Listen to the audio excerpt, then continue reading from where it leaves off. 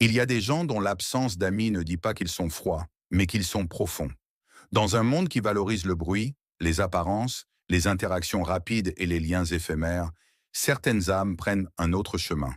Elles ne cherchent pas à multiplier les présences, mais à préserver leur vérité intérieure. Et parfois, cela les rend invisibles aux yeux du monde.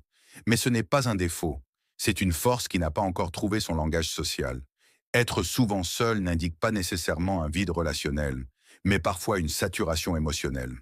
Il est possible que la personne qui a peu d'amis soit celle qui ressent trop, qui capte trop, qui se donne intensément, et qui, après avoir été blessée ou vidée, choisit de ralentir, de filtrer, de se replier. Elle ne fuit pas les autres. Elle se protège d'un monde qui ne sait pas toujours honorer la délicatesse. Il y a un malentendu commun. Croire que le besoin de solitude est un symptôme de fragilité. Pourtant, c'est souvent l'inverse.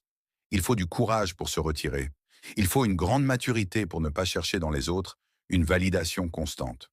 Ceux qui manquent d'amis peuvent être ceux qui ont arrêté de jouer un rôle, qui ont cessé de forcer des liens, qui ont compris que l'amitié véritable n'a rien à voir avec la quantité, mais avec la qualité de la présence. Mais attention, il existe un piège subtil, celui de transformer cette solitude choisie en isolement défensif. Parfois, la personne sensible, en se protégeant, construit aussi un mur qui l'enferme. C'est ici que la conscience doit intervenir. Suis-je seul par choix ou suis-je seul parce que je ne me sens pas digne d'être vu, entendu, accueilli?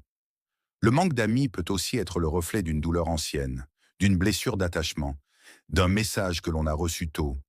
Tu es trop, tu prends trop de place, tu n'es pas assez comme il faut.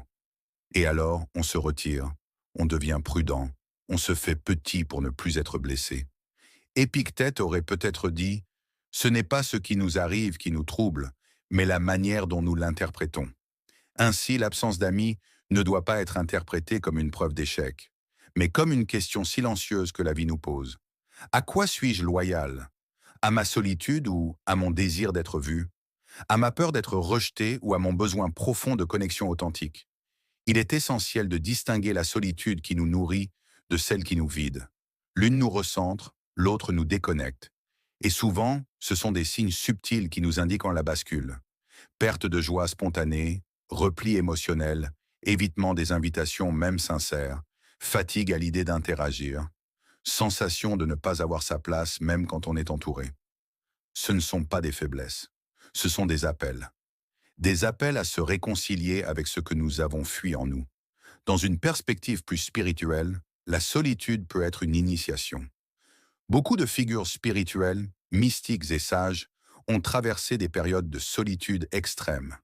Pas pour fuir les autres, mais pour rencontrer quelque chose d'eux-mêmes qu'aucun lien extérieur ne pouvait révéler. C'est dans l'absence de bruit que la vérité intérieure commence à murmurer.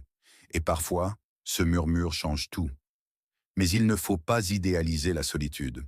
Elle peut guérir, oui, mais elle peut aussi anesthésier. Il arrive que certaines personnes très conscientes, très éveillées, tombent dans un état où elles ne savent plus comment revenir vers l'autre. Elles ont vu trop de mensonges, trop de superficialité, et elles ont perdu confiance dans la possibilité d'un lien profond. Là aussi, il faut du courage, non pas pour fuir, mais pour essayer à nouveau, pour risquer à nouveau la rencontre. La solitude n'est pas un problème, mais s'y enfermer peut nous priver de ce que nous sommes venus vivre ici, des échanges, des miroirs, des confrontations, des alliances, des amitiés réelles. L'humain est un être de lien. Même les plus introspectifs ont besoin, à un moment, d'un regard qui les reconnaît, d'un mot qui les touche, d'un silence partagé qui fait du bien. Alors, si tu as peu d'amis, ne te juge pas, mais regarde ce que ce fait réveille en toi.